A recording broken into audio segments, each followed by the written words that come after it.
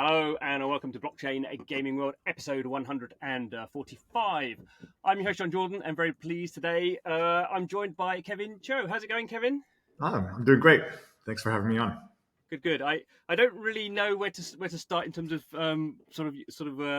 Kevin Cho from Company X, because you have fingers in a few different pies. So maybe we can start off with you giving a bit of a potted history about the couple of decades you've been in gaming and now Web3. So yeah, well, give us that. I've been building in Web3 for about 5 years, at this point. So at this point, a pretty, long time veteran in the space and gone through a lot of bull markets, bear markets, bull markets again, and now bear markets again. So seeing, I think, at least 2 full cycles in 5 years.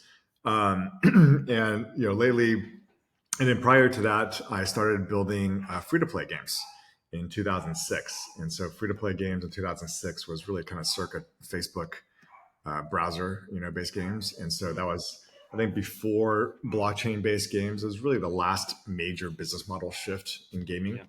So I built a company called Kabam at the time, ran that for 11 years, grew it to about $400 million in revenue, and exited that after 11 years to Korea's biggest gaming company called Netmarble.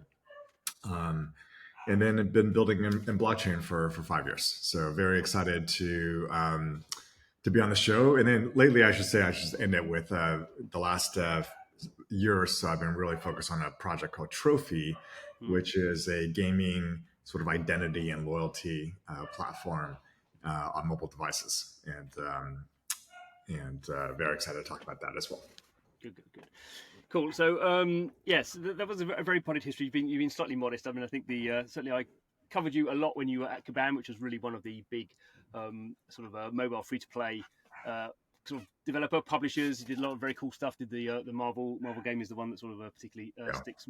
Marvel Champions still going strong. So some of those products are probably they are about a decade into their lives. And you've done a few other things which we may touch on as time comes. But I guess on a very sort of broad level, you've been involved with games that have been played by tens of millions of players, have made hundreds of millions of dollars of revenue. So you have a very, I think, good idea of how you take sort of entertainment sort of franchises and go mass market, which is sort of something we talk about a lot in the Web3 space. And we've sort of seen maybe sort of examples of things that have had that for a few months, and we think there's a lot of potential in there. But as someone who's sort of built companies on that sort of scale, what do you think are the biggest sort of obstacles we have at the moment? Well, I think I think right as of 2023, I already think our biggest obstacle is blockchain gaming needs to move to mobile. Okay. The mobile revolution was really the last. It really brought game. We talk about gaming today as reaching over 2.5 billion people, and the reason it reaches over 2.5 billion people is very much because of the smartphone. The number will be way smaller than that. I think the latest console numbers are still in the lower 100 million sort of range for this last generation of consoles. And so really mobile has expanded the market by 20x, right? If we're going to talk about billions of people playing games, we're really talking about mobile games. And I think the blockchain gaming world started with some PC client games and then explored with some browser-based games, again kind of more for PC laptop world. But really the need to get to mobile is kind of the big one for the market to really go mass market and get to tens of millions of players per game. Mm-hmm. And obviously we've, in the last sort of 6 months, really, we've seen quite a bit of movement from Apple and Google, at least in terms of laying down some laws. There may not be laws we particularly sort of like as developers, I suppose. But how do you see that playing out? Because this time last year, people were doing sort of NFT-based games through app stores, but it was all a little bit sort of grey market-ish, and you weren't quite sure whether people doing stuff that was going to be allowed or they're going to get pulled off. Whereas now we at least have some rules. So is this do you think the platform holders are sort of making those first steps to allow blockchain games to be mass market on mobile? Yeah, I think it's a huge movement for the whole industry to have the beginnings of clarity, and I think the policies need a little bit further to go. but I think it's an acknowledgement by Apple and Google, who unfortunately have a stranglehold, on the industry, Mm, the entire smartphone industry, to say, there's certain things that we're going to permit. There's disclosures and transparency that developers need to provide to the players. And then from an advertising standpoint, there's going to be a bunch of rules, for that as well. So I think it's a big step in the right direction, and it legitimizes the industry quite a bit, from at least the mobile market world. And so I think that's a big move. I think we're going to need to continue to push that yeah. boundary for the blockchain gaming market to take hold. I think what's happening, and there's a lot of things happening beyond just blockchain games. I think what's happening with Epic Mm, and Apple is obviously pushing the whole, a mm, lot of the games industry forward on smartphones, not just blockchain games, but all of mobile games. And so I think there's a lot of tailwinds for things like antitrust and mm, Apple, Google overstepping their bounds and really being a duopoly on a global basis. And I think there's a lot of strangulation of interesting innovation, just like Web3 games. And so mm. I'm very optimistic that we'll continue to take steps forward, uh, and I think that's going to be a key to unlocking Web3 for the masses. Hmm. I guess one of the interesting things that has changed in mobile since Kabam started releasing mobile games is that sort of period was, I guess we can now look at it back as sort of a global age of UA, in the sense that you had this sort of transparent sort of tracking, and you could you didn't Right. necessarily know who players were, but you knew what sort of games they liked and how much they paid. And obviously that's sort of gone away for everyone now. So that's the entire, whether you're doing blockchain games or not, the mobile space is now is much harder to make profitable from an advertising point of view. Do you think that Web3 can help in that sort of solution? Because Web3 has potentially a lot of virality in it, although obviously clearly not at the moment in a bear market. So, I think mobile. Well, look, I think data privacy is a real concern. So mm, I can tell you that in the early days of mobile advertising, it was really the wild wild west, and yeah, people were there was lots of bad actors all around mm, in terms of what data was being collected, how that data was being sent to yeah, intermediaries and data brokers, and then how that was being then used. So I do think that it has been there's been some positive steps, on that front. I mm, think though, perhaps the pendulum swung too far to the other side, and now it's just incredibly hard to track ROAS, if you're a yeah, certain type of publisher, mm, period, mm, and you really can't get much data at all. And so I think that I do think that on the blockchain gaming side, on the using blockchain and getting explicit permission from the users and players to say, look, I'm going to contribute some of my valuable data and time, mm, to a platform, and then I understand exactly what I'm giving up, and then I'm being rewarded for that. I still think I know it sounds like a broken record in the Web3 gaming, just Web3 world in general, but yeah, I think this idea of really having a community-based mm, community-based approach, as well as one where the platform is sharing the rewards with the players, is mm, certainly something that is at the heart of what we're trying to do at Trophy.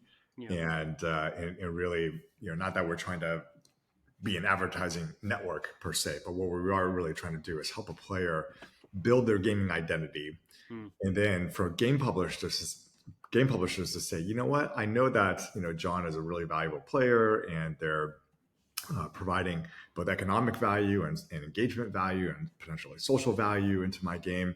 And I want to reward John with certain types of offer to come and try mm, out my new game that I've been building for the last 2 years. That's a lot of, I think, our belief in Trophy is, the player is, your profile, your identity is valuable, and that we yeah, want to help you monetize that explicitly with your permission, and have you sharing the rewards of the platform.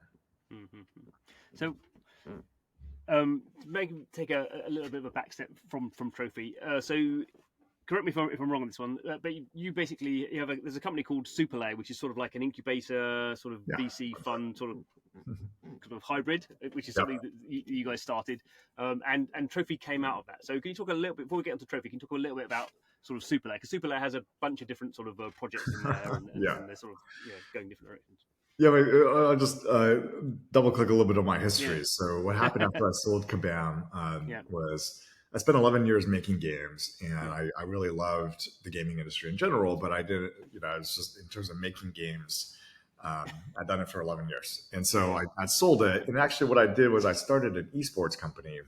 Yes. Um, and worked with some great partners and investors. And what I told them was, I think esports has a really interesting future ahead of it. Here's my thesis of how it'll play out. Mm. Um, and I don't want to run it. Let's find another CEO and team to go run this thing. And my investors and partners said, let's take a look. And we looked at, we talked to a lot of different folks. And they ultimately said, Kevin, why don't you sit in a seat, you run it for the first year or 2 years, and then get it off the ground, and then we'll do a CEO search after that. It'll be easier to Mm. find somebody that can run it after that. So I said, okay, great. And that was the first time I sort of founded a company explicitly with the idea that I'm going to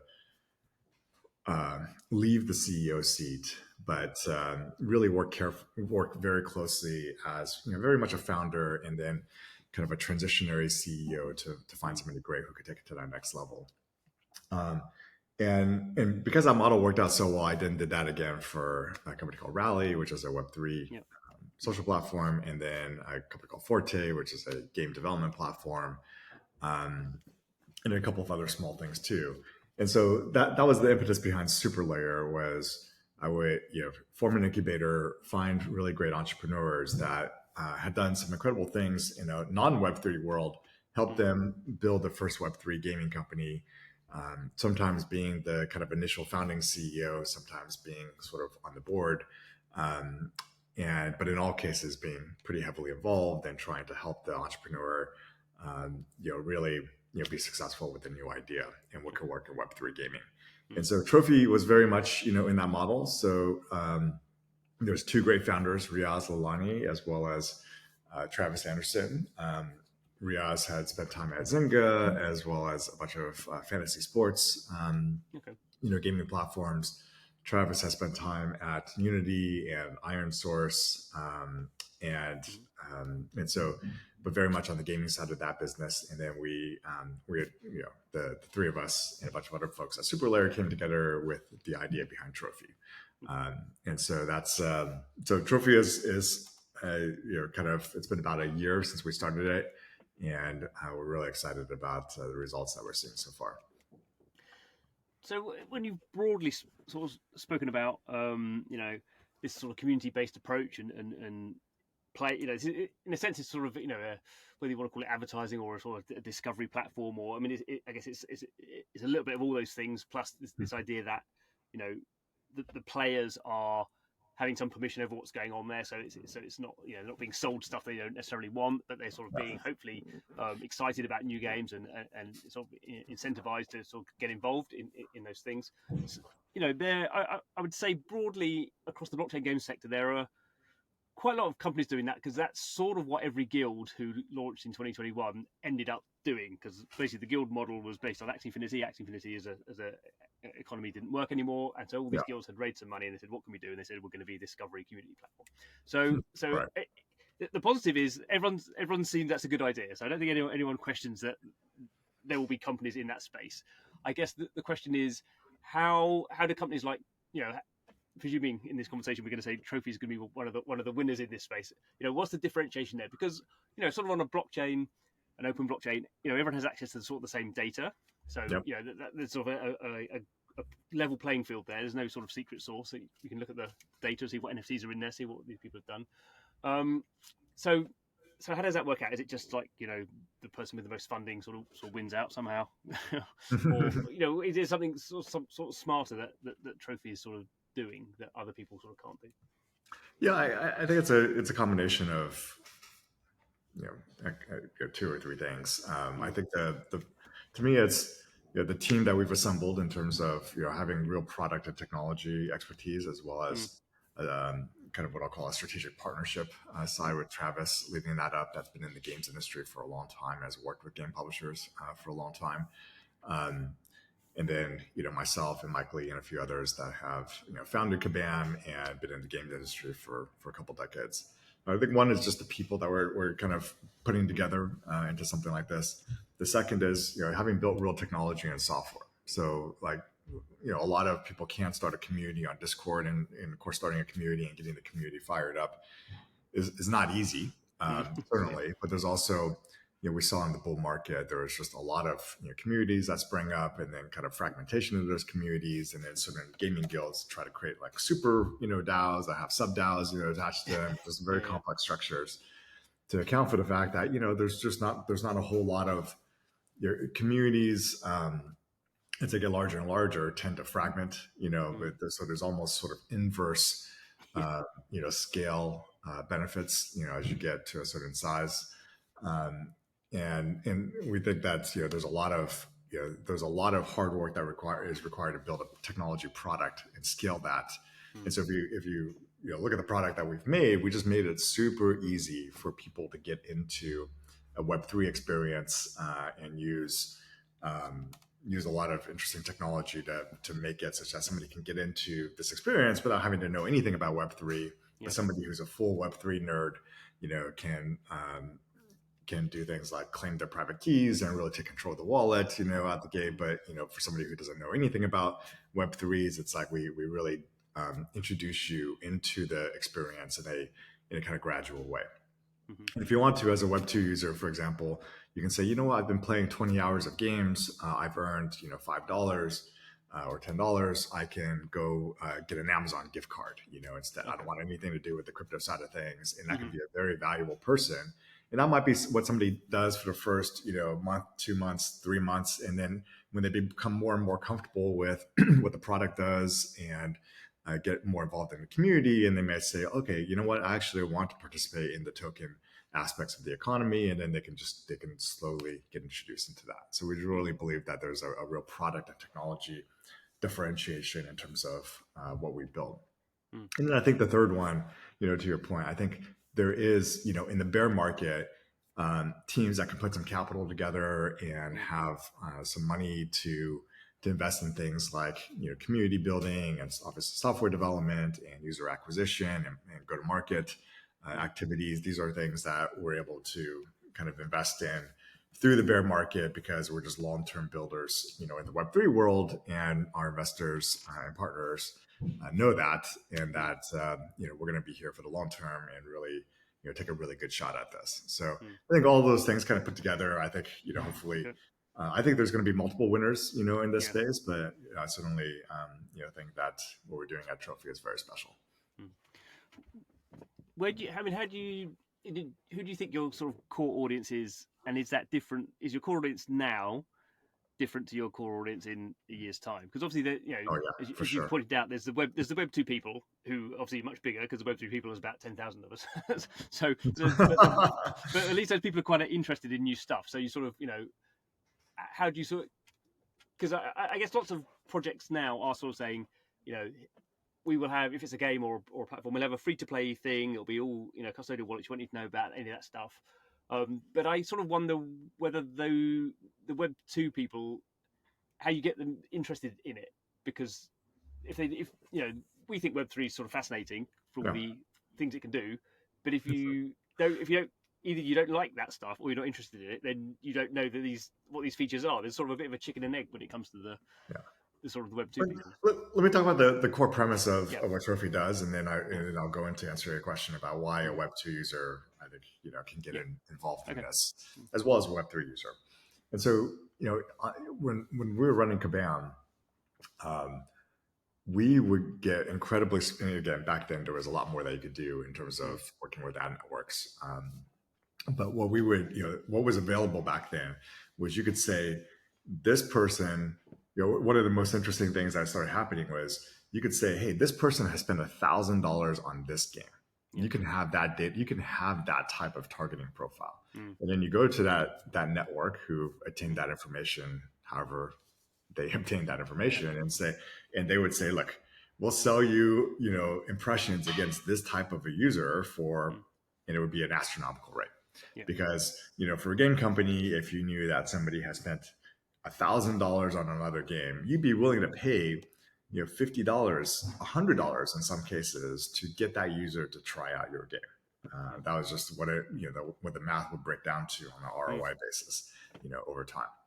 And that user who had spent, let's say, $1,000 playing a game that he or she liked would see none of that benefit. They didn't understand that their data was being sold that Mm. way and that they were being targeted in that way. And yet that person getting an ad in front of that user was an incredibly valuable thing. And certain companies made a lot of money, doing that type of targeting. Mm. And so what we want to try to do at Trophy is to take that model and flip it around and say, you know what, you as a player, you're going to be in charge of your identity. You're going to be in charge of your playing history. Mm. And if people want to put offers in front of you to go try out their new game, well, that's you're going to be able to build up that identity, and the game publisher is going to be able to reward you directly from it. And what we do at Trophy is we try to pay out 98% of what revenues Okay. we get from the publisher to the user themselves. And then we take that extra 2% and we actually invest that into the overall token network. Okay. Um, and use that to build up the token network, I should say. So it's a really interesting model where we just say, you know what, we're just trying to be this layer that it facilitates game publishers rewarding players for valuable behaviors. Mm. And that valuable behaviors includes things like spending. It Yeah. includes things like not just downloading a game, but actually playing the game and getting to a certain level within the game so that you give that game a fair shot. Mm. And so there's a number of different things that we try to help the player understand how they're building that profile today. And today it's on mobile games, but we kind of think about this over time, having a much bigger vision and extending things like console, Okay. PC games, really just any game, potentially even VR games, going forward. We want this to be kind of this hub where you can truly build up your identity and have, hey, I bought the Apple VR device and I'm playing games there. I've got an Xbox Yeah. or PlayStation, I'm playing games there, and I'm also playing games on my iPhone or Android device. And then I'm building a complete profile of the types of games that I've played, and there's validation from kind of a platform like Trophy that says you actually did these things as a player, and then give game publishers a way to say, you know what, I want to target Kevin, I want to target John because they play RPGs or they play sports games and whatever, and I've got the next great game that I've been building, and I want to get it in front of the right audience. So it's just a really simple way to say we're going to turn this model around and help players get paid for the marketing spend that publishers would generally spend and throw out into the ether, and then ad networks and the metas and slash Facebooks of the world or Googles of the world will really make all of the money, in terms of the targeting and data profile that they have. Instead, we flip it around and just say, you know what, we're going to give you, the user, the player, the ability to monetize your time and attention, and where you're choosing to spend your dollars. And so it's that's kind of the general macro strategy of what we're trying to do with Trophy. And then when it gets to your question specifically of how do we get a Web2 user to do that? Well, Web2 user doesn't have to immediately get into any of the Web3 games that we have available. They don't have to, they can start by playing Web2 games. They could download a Candy Crush. They could download, just normal, mobile games, and then be rewarded for building up their profile on that. There's plenty of Web2 games that are willing to pay, a platform like Trophy for high quality traffic, and that's really what we want to facilitate. And we in turn pass 98% of that, to the user themselves. And so we can reward you as a user for just playing Web2 games. You can redeem, as I talked about before, you can redeem an Amazon gift card, a Google gift card, an Apple gift card. We have lots of Web2 ways for you to redeem the points that you're earning inside of Trophy. And then if you get to that next step and say, you know what, really what I want to do is earn the wins token instead of getting the gift cards, because the wins token has even more things that I can do with it. And then I use that to build specifically my on-chain profile, and then I could get introduced into a bunch of Web3, games and offers that are trying to target me as a player that understands this. We pass that on to the player as well. So we try to target a much bigger audience than I think what a Web3 gaming guild would try to do, and we try to kind of meld Web2 and Web3 things together. And I think even for a Web3 user, there's going to be some times where you're like, you know what, I kind of wanted that Amazon gift card. Uh, Yeah, no, exactly. so anyway, we see it go in both directions, and we have roughly 33% of our redemptions today are in the wins token, and then the other Oh, really? 66% is in gift cards today. Okay. So, two questions arising. The first one is, I mean, you're the entrepreneur, not me, but why are you giving away 98%? If you gave me 50%, that would be compared to what's out there at the moment. That would seem pretty good. So 98% seems nailing your business model to the floor. Well, There must be some look, thinking there. I think there. What I love about Web3 is that people, come at it with different philosophies. But we very much embrace that super layer and then that trophy. We embrace this belief that the community, what we want is the community to be healthy, and for us to have the same exact incentive as the community, right? And so, we published our tokenomics. The team, the employee, the co-founders, all the people at Superlayer, we're all working based on a long-term, a long-term interest in the token economy itself. Okay. We want the tokens to be, something that users can earn, through the system. And then, so everyone's aligned around the same thing. I think it's personally one of the, I've sat in many board meetings with many venture investors where investors and, potentially the management team of a company, they care about the equity, of a company, and then their users care about, an NFT or, a token or something else, and I think incentives are misaligned. I think I think it's a really powerful thing in all of Web3 on a global basis to say, we're going to create this online community and everything is going to be driven by the same tokenomics. And because of that, we're giving away 98% of the value back into to the user, driving that value itself. So I think that's a really powerful model for Web3, and it's something that we're very much exploring with Trophy. And I guess it sort of I mean, it really sort of not forces you, but the alignment for you guys is this has to be a mass market product. This doesn't work for some little niche Web3 guys buying expensive NFTs. I mean, this has to be used by millions of people for it to make any sort of money for us in the long term.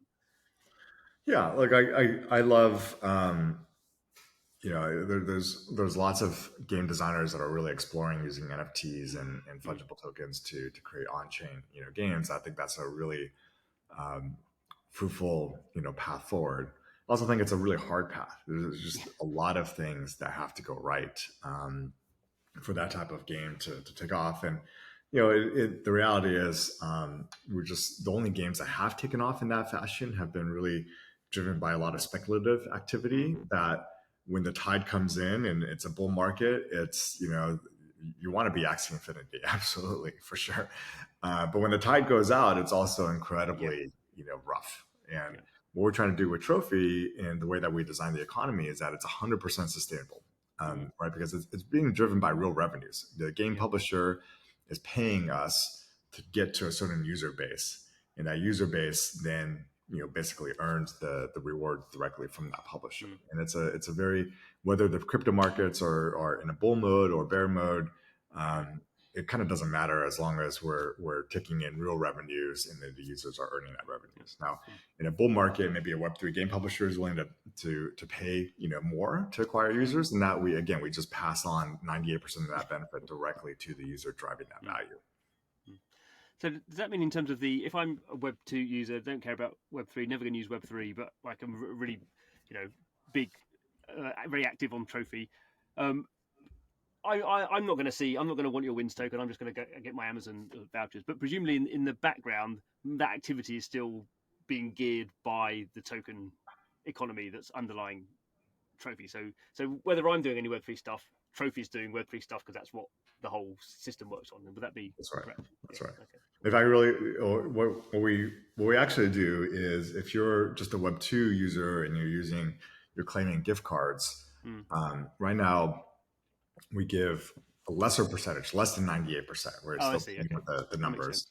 And then we take the remaining and we basically allocate it to the Web3 users. So we really, the whole incentive system is there to say, you can start on the Web2 side, but we really this whole thing is about aligning incentives by everyone in the community and trying to reward everyone in a Web3 way. And so um, we really take the economics and we focus it on the Web3 economics. And that's something that I think is really different about what we do at Trophy. So it really is helpful to come and be participating in Trophy as a Web3 user, even right away. But you, as a Web2 user, you have a gradual on ramp into the rewards. One of the other sort of thoughts I've had about sort of community in the Web3 space is that unlike I wouldn't say unlike every other sort of traditional Web2 game, but obviously community is sort of for better or worse sort of inbuilt into Web3 projects sort of from the get-go, that you sort of have an announcement that you're going to have a white paper in 3 months time, and then you're going to sell some there's this very sort of reverse sort of cycle, Right. and that's seen as about community is very important to that, and that may or may not be the case in future. But for me, I sort of wonder if for sort of blockchain games, just because they sort of have community as sort of a layer within their development process or their sort of marketing budget or their marketing sort of publishing model, is there a less of a role for sort of discovery type platforms than there was, because the sort of the popular Web3 games just sort of do that themselves sort of inherently, which games haven't done so much in the past. So I sort of wonder whether in this cycle, you might. One thing that could happen is Trophy is sort of has a whole bunch of sort of less successful games in there, and that may be enough to give you a big audience. But the most successful games just say, well, we just sort of do it themselves. So we have enough gravity, we have enough success to draw people in without necessarily requiring a whole bunch of other sort of third-party platforms. Well, I think this is where having been a game publisher and running a game publishing house has been very helpful. As a game publisher, we used to you have a certain marketing budget that you set aside for every game, and then within that marketing budget, the way that our marketing teams in the gaming industry generally work is that you have a certain amount of budget, usually less than 10%. You're always trying new channels, you're trying new things. Because you're trying to, a lot of times what happens is a new channel emerges. Let's say you were advertising on TikTok, 5 years ago, or 3 years ago, at the beginning of COVID, you would just have seen massive ROI, and that ROI generally tends to come, and it happens for, 6 months, 9 months, a year, maybe. And then, everyone else starts learning about it too. And then they start shifting their ad dollars there, and then the ROI, sort of goes away. Okay. And so what happens as a game publisher is you're testing everything all the time. So generally you're allocating, a big part of your budget to the Googles and Facebooks / Metas / other platforms that kind of are proven gaming platforms. And then you allocate a small budget to trying out a bunch of new platforms all the time. And so, no, I'm not concerned at all. Like really what we are focused on at Trophy is making sure that we cultivate a really high quality, player audience, and then working with game publishers, both on Web2 game publishers as well as Web3 game publishers, to curate the exact audience that, they're trying to get into the game. And I think the challenge for Web3, for like a very community-based approach for discovery, which I think is the crux of your question, is that communities have, there's a lot of benefits as a community grows until it gets to a certain size. In online communities, they can get into the many tens of thousands and still be a pretty, healthy, tight-knit community. But you sort of really, when you see communities and Reddit, subreddits and so forth get into the millions, the community starts to fragment. It's just incredibly difficult once you get to a certain very, very large size to have a tight-knit community, and you lose some of the special magic that makes the early community so special. And so I think a discovery system based on community is actually sort of at odds with it, right? So as your community is if you're trying to build a discovery based community, you want to grow that community because generally your business is working better when you can drive some real scale. But as you get bigger and bigger, then your community loses a lot of the magic and intimacy of people actually knowing each other and having real conversations with each other to people just yelling in a Discord channel. And then it's harder to actually make that happen. So I Okay. think there's a lot of really interesting things you can do with on-chain identity and Yeah. using blockchain tokens to drive that. And I think there's certainly some projects that we look at that are taking a very Web3 centric approach to this. And then we come at this and we say, you know what, we're going to try to drive a really large audience. And we're going to curate this audience with both Web2 users as well as Web3 users. So we can really get some real meaningful scale here. Yeah. And then when we try to broker the arrangements with game publishers that we have great relationships with, we can do that both in Web 2 and Web 3 and then drive some significant scale to those games with exactly the right type of audience they're looking for. Cool. Yeah, makes sense. How you said about Trophy's been going for about a year, so I'm not quite sure when you went live, but what's sort of the first sort of feedback you've got? How are you finding it in the market at the moment? Yeah, so we're finding some good receptivity in this. I think people almost think Web3 is a funny thing. You either have people who you have a lot of skeptics who are like, this is too good to be true. Why? How are you giving away 98% of the value? And then you have other folks that are more Web3 who've been in Web3 for a long time and are like, why isn't this a much bigger airdrop? Why am I not getting $500 worth of airdrop rewards for being early in the community? And kind of in the way that we think about it, and which is the very different way that we, having been building in the space for 5 years, we just think we want to make this very sustainable, both in good markets and bad markets. And obviously, we're in a bad market right now, and we want to really build this to be sustainable for the long term. And so we really just focus on how do we drive great revenue deals with game publishers, and then how do we pass that to the players that are delivering the value. That's it. It's really that simple. And you just need some real scale to do that. And so we go and try to get that scale, and we try to make it just really simple from a Web2 standpoint to kind of get onboarded, and then but get you into the Web3 journey if you become really into the Web3 aspect of it.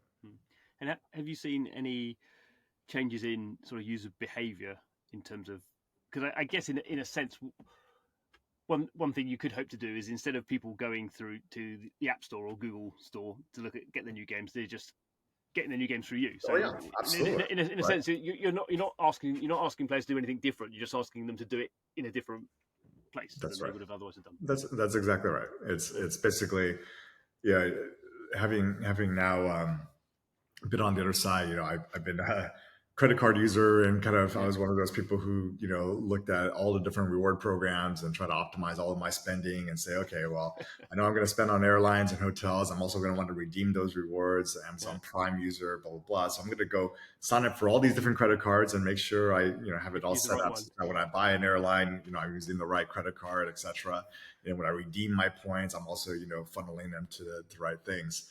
And what happens over time, you realize that number one, you use certain credit cards to buy certain things, but then also on the reward redemption side, it's just much better. For example, in Chase and a few others pioneered this, where it's much better if you book travel to go to the Chase side and book it through them. Yeah, you could go to Expedia or Hotels.com, but I know that if I go to the JP Morgan site, I'm just going to get a much better deal because of the credit card that I have, right? It's the same thing here. It's like, yeah, you could go to the Google's Play Store and they're going to curate it algorithmically for you, and that might be good for you as a player. Or over time, what we hope that is that the next time you buy your Call of Duty, the next time you're buying your Baldur's Gate 3, the next time you're downloading a new match 3 game or RPG game on your mobile device, that you're coming to Trophy and you're building up your player profile and identity here, and that we give you rewards for doing it, right? And so GameStop has a very valuable membership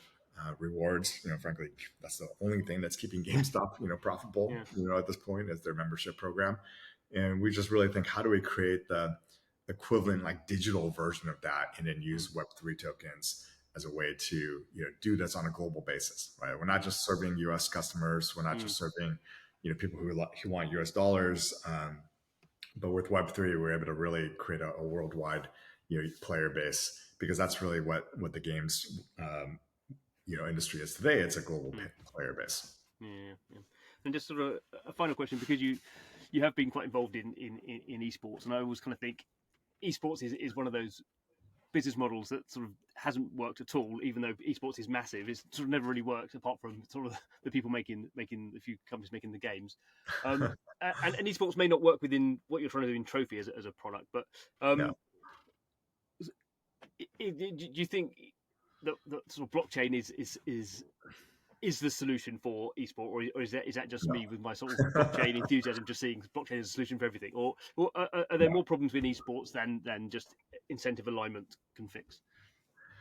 Yeah, I think esports, the problems in esports are much bigger than what incentive alignment Yeah. Okay. drives. And so I've certainly followed the experiments where people started to DAOs to go buy esport teams, Yeah. and even other sports teams. And I think that that's helpful. And those experiments, I think, are going okay. And then there's obviously Chili's and a few others that have created these fan tokens that'll let the fans who own the tokens select the next jersey designs and other interesting decisions for the team. So I think some of those experiments are really interesting, actually. But I think esports itself, the problems in esports are, frankly, that the two biggest engines for traditional sports, which are ticket sales and media revenues, they don't work. There's no exact parallel in the esports world. While the viewership is really big in esports, any one country's viewership, especially the countries that matter from a media revenue business, esports doesn't have quite the scale, in the key markets. And then in terms of, there's all these headlines about, oh yeah, when when League of Legends Worlds goes to Staples Center, it sells out in an hour, for example. But the reality is that when you have the Wednesday night game between two different teams, like it's hard to get even 500 people to get into the seats on that time. So I think it's the esports industry is still growing. I think it's just not going to be the hyperbolic growth that everyone thought. And I think even when you look back at the basketball and the NBA, NFL, two biggest sports today, they had times early on where there was a lot of issues with the business model. But I think esports is one of those things that will continue to, there's just so much interest still in the younger generation, especially, is really interested in it. And so I think it's one of those industries that has a interesting future ahead of it. And I'm still very optimistic about it, but it's going to take longer than what everyone thought. Yeah. That's the problem with all interesting technology and business models is it always takes much longer than we thought. It takes longer. Exactly. And on that note, I'd like to say, without us going on for our podcast too much longer, thanks, Kevin. That was really great to get your insight into what's going on with. Thanks for having me on. In these sectors, and obviously everyone should go and download a trophy right now and start playing around with that and get your get 98% of your value. By getting tokens. So thanks to Kevin, and thanks to you for watching, listening to the podcast, however you are consuming it. Every episode, we are talking to the people who are building out what I think is the most interesting sort of part of gaming at the moment, where there's entirely new business models, entirely new ways of playing games, and interesting hybridizations of things we know with things we don't know. So I hope you're enjoying it. I certainly am. And come back next time. See you then. Goodbye.